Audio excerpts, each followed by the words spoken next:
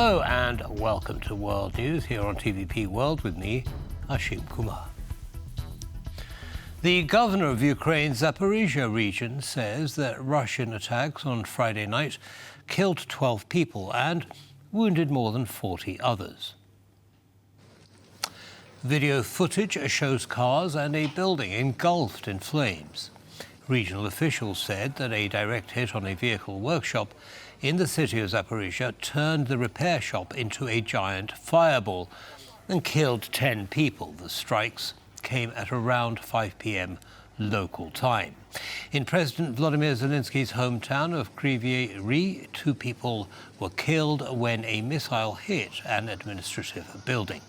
Emergency services said at least 19 people were injured in that attack.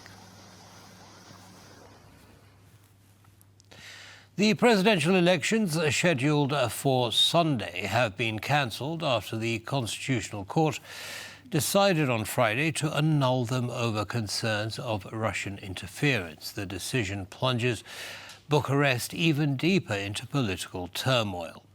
Our correspondent Pavel Chaskovsky is on the scene. Pavel, tell us how the Romanians have reacted to this unexpected turn of events. There were no protests in the streets of Bucharest overnight following the very controversial decision of the Constitutional Court to nullify the presidential elections just 2 days ahead of the final vote. Although it seems some public opposition was expected as there was heavy police presence in the streets of Bucharest. The ruling of the Constitutional Court puts the country even deeper into the downward spiral of political instability, but it was based on reports of Russian interference into Romanian presidential electoral process. Now, the political scene in Romania is highly divided over the Constitutional Court's ruling. The members of the current governing coalition generally say it was the fair thing to do. And on the other hand, the opposition, including both presidential candidates in the runoff, say that the democracy in Romania has been trampled on. Now, what happens next is very unclear, but the most likely scenario is that the current president of Romania, Klaus Iohannis, will remain in power until the new president is elected.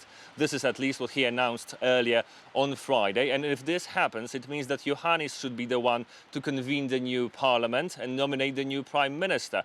And the new prime minister shall then form the new government that will be tasked with deciding on the future shape of presidential elections in Romania. From Bucharest, Romania, for TVP World, I'm Pavel Trzaskowski. Russians and Iranians are reportedly evacuating from Syria. Rebel groups have seized 4 cities in that country and are closing in on a 5th, threatening the rule of President Bashar al-Assad. American Public Radio, NPR, reports that there are indications that Russia may start leaving Syria, citing unnamed U.S. officials. Meanwhile, the New York Times reports that the latest developments in Syria mean that Tehran is unable to help keep Assad in power amid the insurgency, and quotes multiple sources saying that the Iranians are withdrawing from Syria too. Donald Trump has arrived in Paris ahead of this evening's official reopening ceremony of Notre Dame Cathedral. It is Trump's first foreign trip since being re-elected as U.S. president. Around 6,000 police officers are being deployed to provide extra security as dozens of international leaders and heads of state gather in the French capital. Poland's President Andrzej Duda is among those who have accepted invitations from President Emmanuel Macron. The Gothic landmark is being reopened following 5 years of rebuilding works after its roof and famous spire were damaged by fire in April 2019. This evening, the Archbishop of Paris, Laurent Ulrich, will lead around 1,500 guests through a reopening service. This will be followed by an inaugural Mass on Sunday, when the building's main altar will be consecrated. The presidents of Poland and the Baltic states issued a joint statement on Friday condemning the use of force against Georgian protesters and appealing to Georgian authorities to immediately cease their violent actions. The number of law enforcement interventions shows an attempt to intimidate the opposition. Here's Don Arlith with the latest on the protests in Georgia. Another night here in Tbilisi, and of course thousands, tens of thousands of protesters on the streets protesting against the current government, which has cut off their road towards the European Union. Now, hundreds of people have been detained in these protests. The opposition says many of them illegally, and what they're demanding is the immediate release of all the unlawfully detained people, even including opposition members. Now they also want to hold new elections, free and fair elections. This comes on the heels of the October 26 elections, which gave Georgian Junior around 54% of the vote. There were instances of ballot box stuffing and even vote buying, and these irregularities are exactly what the protesters are out here on the streets to protest. They want a new independent election administration because they say the current one is tainted, and they're going to come out here on the streets of Tbilisi until that happens. Reporting from Tbilisi, Don Arlith, TVP World. The far-right Alternative for Germany will name the party's candidate for Chancellor in the snap elections that are set to take place in February. The AfD is widely expected to put forward its co-leader, Alice Weidel. The party is currently running in second place in opinion polls, with the opposition Conservatives in first and the Social Democrats of Chancellor Olaf Scholz trailing in third. 45-year-old Weidel has co-led the anti-immigration party since 2022. She portrays herself as a defender of traditional family values and ordinary German working people. The AfD has enjoyed electoral successes in recent state elections. So far, though, other parties have ruled out working with it.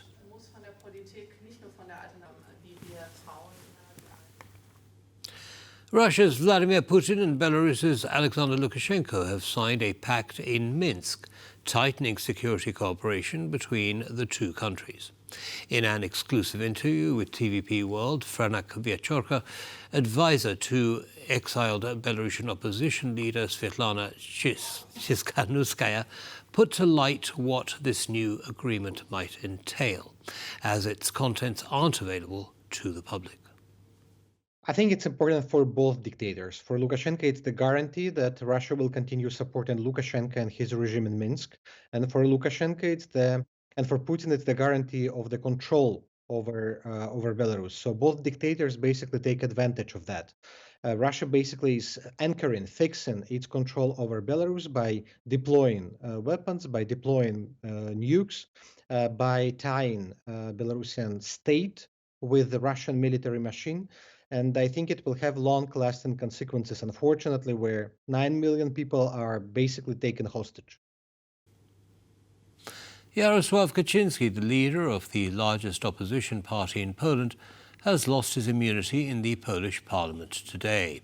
The chairman of Conservative Law and Justice Party is accused of punching an activist who, according to Kaczynski, insulted the memory of his late brother, former Polish President Lech Kaczynski. It happened so fast you might have missed it. But upon closer inspection, it does seem like the leader of the biggest opposition party in Poland landed a few punches on the face of activist Zbigniew Komosa back in September of this year. And these blows now carry more weight than they seemed at first. The Polish parliament has waived the immunity of Jarosław Kaczyński, the Law and Justice Party chairman. Asked about it immediately after the vote, the conservative leader turned to accusations himself. The man who provoked me is simply a bum, but also quite possibly an agent of foreign actors. He received his small punishment and will be punished even harsher in the future. With his immunity waived, Kaczyński will now face a court case. His alleged victim earlier filed a civil lawsuit against him. The Polish law is clear on the subject. Whoever strikes a human being or in another manner breaches their personal inviolability shall be subject to a fine, restriction of liberty, or imprisonment for up to 1 year. But there is one condition which could help Kaczyński avoid punishment.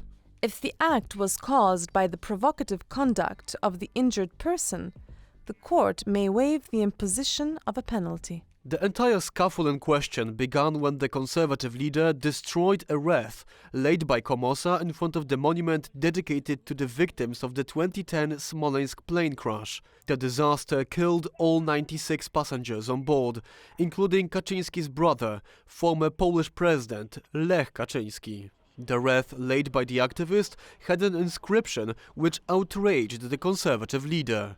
In memory of the 95 victims of Lech Kaczyński who, ignoring all procedures, ordered pilots to land in Smolensk in extremely difficult conditions, rest in peace, the Polish nation. The Polish MPs on Friday rejected the vote on waiving the immunities of Kaczyński and several other conservative MPs for defacing the wreath. But the former deputy prime minister lost his parliamentary protection in the vote on the alleged assault against Zbigniew Komosa. Although physical violence used by MPs has been condemned today, I'm afraid that the vote on defacing the wreath will only keep the violence in place. Law and Justice members, on the other hand, are calling these accusations a political witch hunt. Polish Prime Minister Donald Tusk disagrees. My government doesn't work like this. I don't just sit in my office and tell them, arrest this guy, sentence this guy. It all has to be done in accordance with the constitution. The police, prosecution and courts are responsible for these matters. While the leader of the Law and Justice Party is unlikely to receive a harsher penalty than a small fine. That is not the biggest problem for the conservative opposition as of late.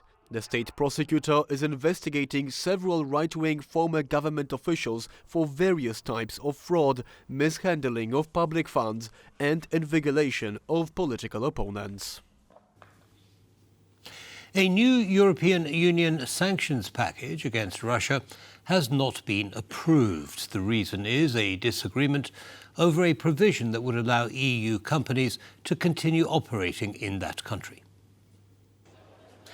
Lithuania and Latvia have blocked the sanctions package, demanding the introduction of a ban on Western companies operating in Russia. The loophole, which has angered the Baltic states, was originally proposed as a way for companies to gradually limit their operations in Russia with the aim of pulling out of the country altogether.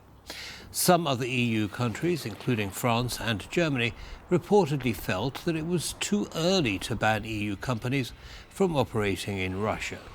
Discussions on the EU's 15th sanctions package are expected to resume on December the 16th. South Korean opposition parties want to impeach President Yoon Suk-yeol over his failed 6-hour martial law. The lawmakers are urging the ruling party to join the impeachment effort, despite the president's apology to the nation.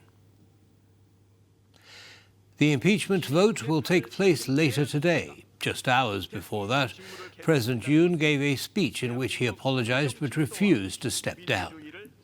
On Tuesday, Yoon imposed martial law to eliminate what he called anti-state forces and overcome obstructionist political opponents. The decision was met with protests and was quickly lifted.